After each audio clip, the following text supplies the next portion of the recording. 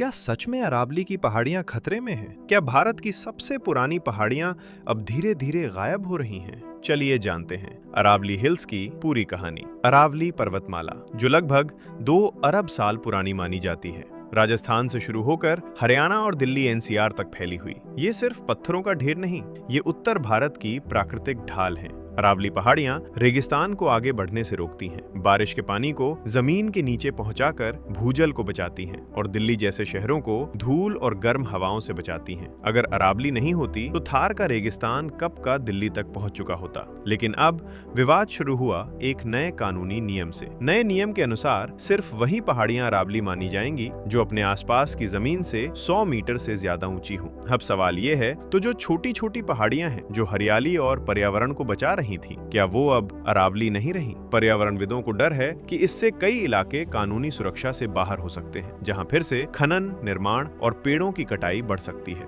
वहीं सरकार का कहना है, घबराने की जरूरत नहीं है, कोई नई खनन की अनुमति नहीं दी गई है और अरावली का ज्यादातर हिस्सा अब भी सुरक्षित है। लेकिन सवाल अब भी जिंदा है, क्या विकास के नाम पर हम अपनी प्रकृति को खो रहे हैं? अरावली सिर्फ पहाड़ियां नहीं है, ये हमारा भविष्य है।